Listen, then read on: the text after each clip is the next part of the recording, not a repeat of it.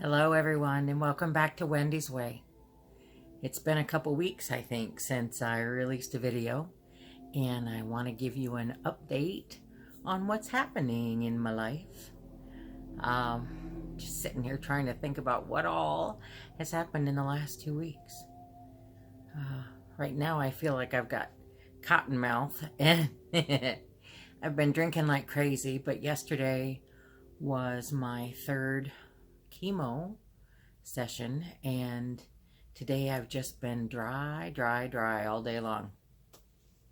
I'm working on, I don't know, a couple of Powerades and a couple of Body Armor lights, and this is probably my second great big glass of ice water in the last hour and a half, but it's all good. Keep yourself hydrated. So third round of chemo, and all I can say is how incredible it has been that I have felt so good through all of this. You know, I went into chemo thinking it's going to be the most torturous thing that's ever going to happen. I was really, I was convinced that it was going to be torturesome. And I could not have been more wrong. I received a phone call before I started chemo from a gentleman here in town. Someone I've known since I was a kid, probably. Kent called me and told me, it might not be that bad. He's going through chemotherapy as well. And he's had very few side effects. I don't know if you can hear it. You probably can't. But right now, my new Lasta on board, if you can see the green lights flashing, and it's clicking, which means it's been 27 hours since my chemo infusion. And so, as I record, I'm receiving my Neulasta infusion. Neulasta is the medication they give to stimulate white blood cell growth. Your white blood cells are your immune system. They're the ones that fight against infections and other bad things in your body. So it's very important to keep them on board. The blood count, the blood test that they did yesterday morning before chemo showed that my white blood cells, the count is good. It's within normal parameters. Red blood cells the same. Hemoglobin is good. Platelets dramatically elevated, to be expected for the situation that I'm in. My potassium was a little low. I need to get some more bananas or eat some more oranges. But other than that, I feel amazingly well. I know that after this Neulasta, which I'm receiving right now, for the next couple days, I will probably feel sore. That's what's happened the last couple times after I get the Neulasta. But the Claritin makes it just a couple days of soreness. Whereas without the Claritin, I've been told that the bone pain can be rather excruciating. So praise the Lord for that, and the fact that they found that and how it can help. Yeah, what else? My son has been gone to school now for, what's today, Friday? 3 weeks. 3 weeks ago this morning, he left for school. And I've missed him terribly.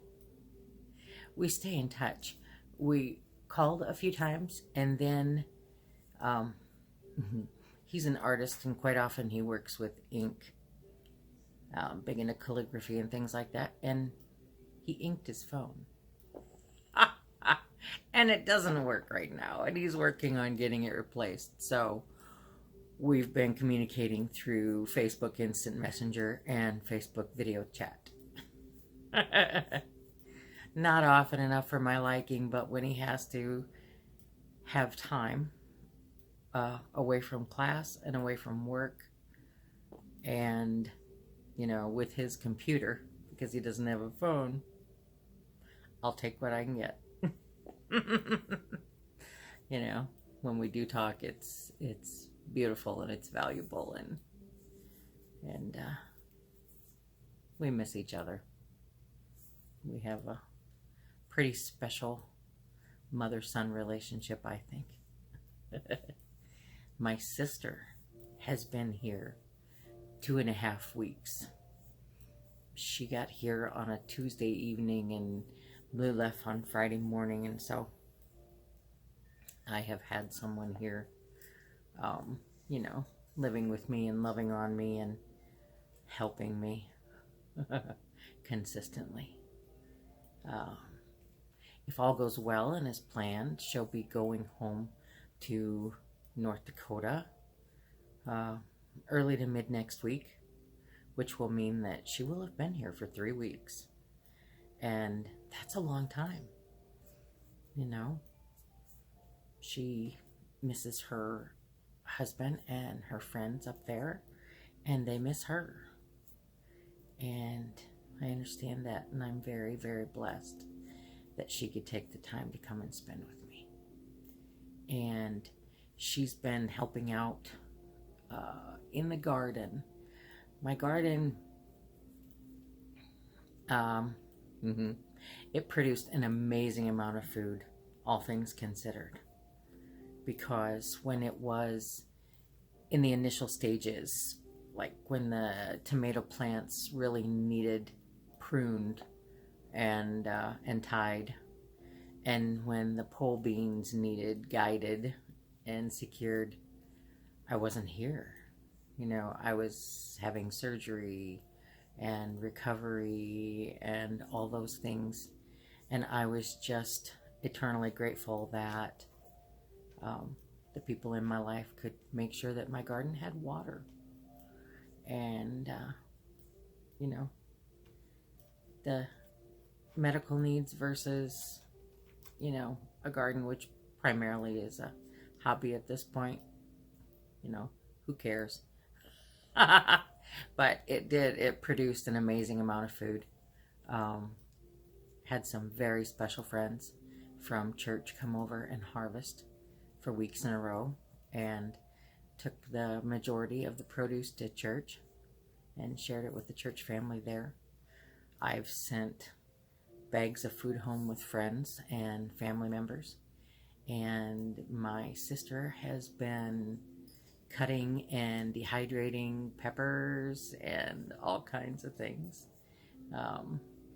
We had a good amount of eggplant with supper the last time we had the family together, and that was great. But my big rain gutter grow system garden is nearing its end. You know, everything probably expired sooner than everyone else's, just because, you know, I started early. It did its best with what it could do, and all we have left growing in the garden at this point are the 3 types of hot peppers. We have brown jalapeno and Brazilian starfish and paprika. And the paprikas have been prolific. Sis has dehydrated and ground up. Well, we had 2 good size, you know, those old metal salt shakers, salt and pepper shakers that she filled. And then today, again, she filled a pint jar, about 3/4 full, with paprika that she'll be taking home with her. One thing we found, that even though the paprika peppers were completely dehydrated and ground down, it tends to cake in the shaker or in the jar, even immediately after being ground. So in the big jar that she's taking home, you know, she dropped in a saltine cracker or 2, and hopefully that might help absorb some of the moisture. It was our idea. If you know anything about paprika and making your home paprika, if you've had that problem, let me know. If you know how to prevent it, please let me know. The brown jalapeno peppers we just chopped, she diced and threw them in the freezer. And the Brazilian starfish, so far we've only got a handful. And so I'm going to wait until there are enough to dehydrate and just run them through the blender. I don't want to grind those up. I just want to run them through the blender, and they will be crushed red pepper, like you put on pizza and stuff. I've got a jar, it's not quite gone, from the Peking peppers that I had last year that were red hot. And they make a really good crushed red pepper, seeds and all. So, excuse my burping. I'm burping here. I'm burping here. My my colostomy bag seems to be full of air tonight. Anyway, I must be eating something that's generating air. Okay. I know this is a really bad video, not focused, but for a day after getting a massive dose of poison into my system, I just basically feel a little off. You know, I'm feeling pretty clear in my thought processes. They just the tiniest bit numb. You know, even my senses all around. You know, my fingers feel the tiniest bit numb. My tongue feels the tiniest bit numb. When I was eating lunch, I was thinking how odd it was that, you know, it's just a little slow. The flavors are a little dull. My tongue seems a little thick. But hey, Deb and I played a couple of games of progressive rummy tonight before she went to get new tires put on the truck, and I won both games. So my thinker must be working okay for now. So, since I recorded last, I have had a scope of my lower colon, the inactive portion below my colostomy, because I had passed some blood.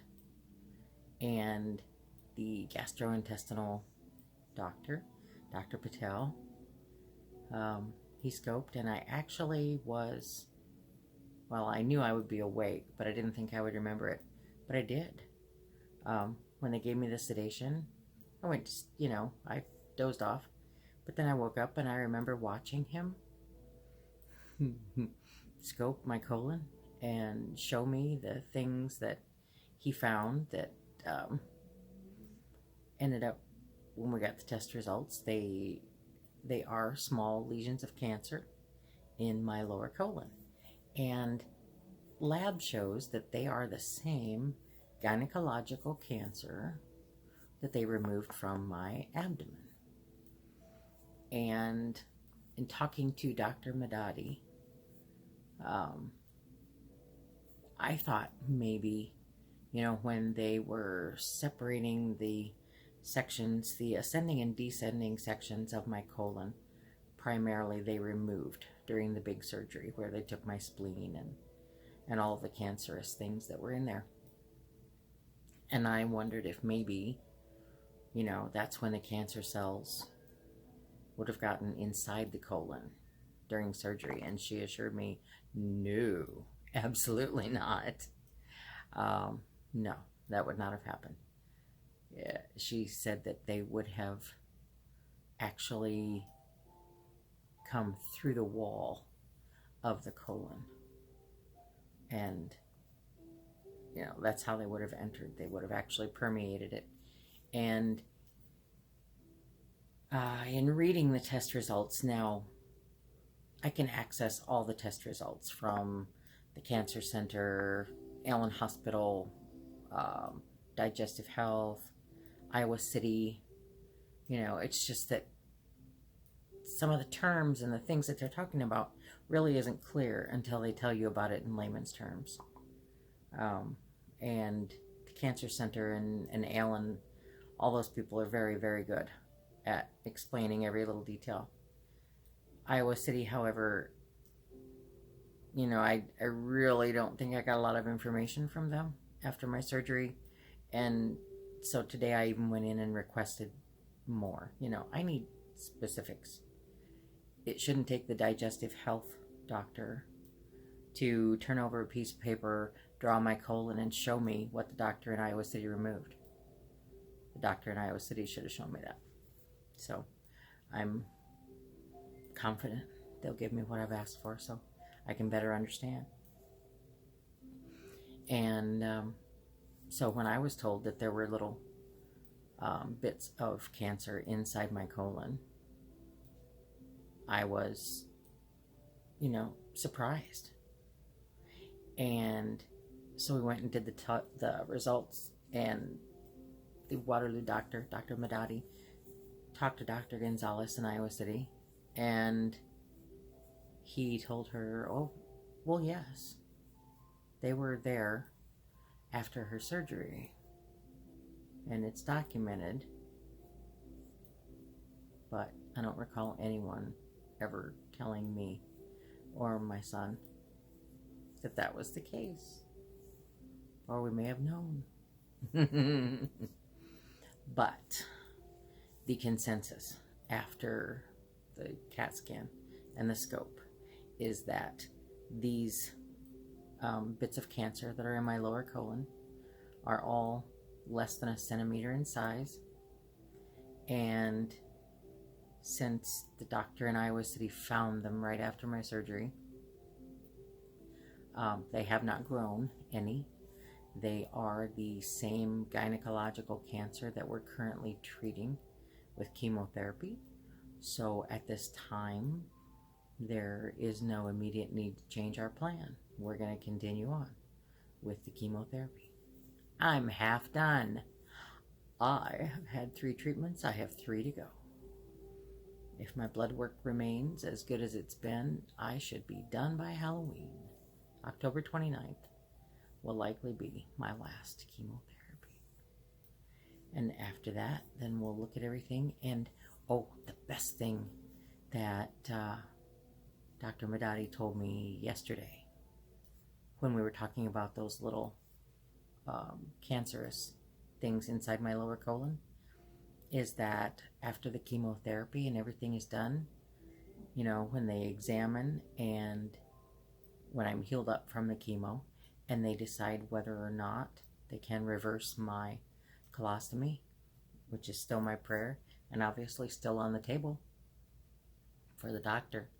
She said that Dr. Gonzalez suggested that if we can go in and reverse my colostomy, that he could at that time go in and take care of those small cancerous things inside my lower colon.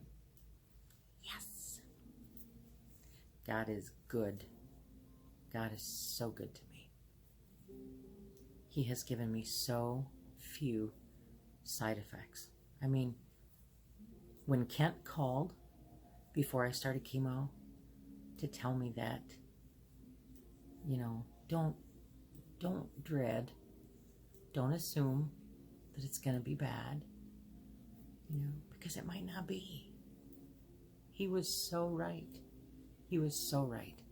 I was convinced I was going to be nauseous because that was my greatest fear. Haven't had a moment of nausea. I was convinced that I would just be, a puddle. I'm not. I've been mowing my own yard. I was able to help in the garden recently. Not for very long periods of time, but I could. I've gone on walks. Not enough. But, once I get past these next few days that, I expect are going to be kind of pokey, get a new pair of walking shoes. And I'm going to put them to good use.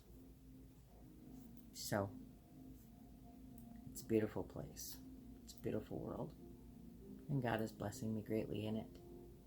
Oh, young couple, beautiful friends of ours came over the other night, brought supper, and their two gorgeous children. And we ate and we laughed. And the kids, well, the little boy played. The little girl's too young to play yet. And she got out her guitar and sang worship music. And we prayed. And oh, it was just a beautiful, beautiful night. It's things like that. It's things like, I mean, my house is hanging full of cards now. I've got them all over one wall, and then I was going to hang a string, you know, to start hanging them from, but I realized I've got this philodendron vine that runs across the big doorway between living room and dining room, so I've started hanging cards on the philodendron line, or the philodendron stem. But I'm going to have to start hanging them other places too, because I've been overwhelmed. I got the funniest card the other day, and I'm sure,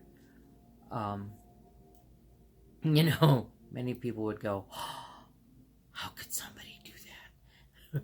But I laughed so hard. I got this card, and it's got a picture of a little toddler on the front making the most sour face. You open it up, and it says, I sure hope you feel better than you look. And, you know, naturally, she put a line and said, you look great.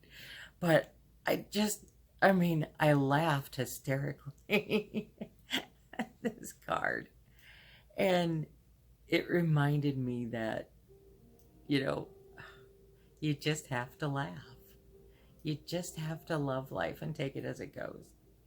And it also reminded me that God has given me a friendship in, you know, the lady who was confident enough to send me that. I have known her for a year and a half, I think, is all. And we don't see each other often. But we just click. You know, she and I can talk about anything. And we have an amazing amount of things in common. You know, we're different but similar. And I love her company, and I love her attitude on life, and I love her strength in the faith. And so, Nancy, if you see this, I want you to know I rolled. I rolled from that card because I do feel better than I look. Oh, goodness. I've been rambling. All right. I want y'all to know that the good Lord blesses me. The good Lord blesses me. You know, my world was turned upside down. It's been almost a year since Bubba died and went home to be with Jesus. Anniversary's coming up, September 28th. And I thought that might be the end of me. But it wasn't. Because the good Lord held me up and showed me how... Oh, there's a little fruit fly or something hanging out on me. Anyway, the good Lord held me up and showed me how He can use anything to bring about His will. How the death of the love of my life impacted so many, and, you know, had beautiful effects. And my living with cancer and being able to share that.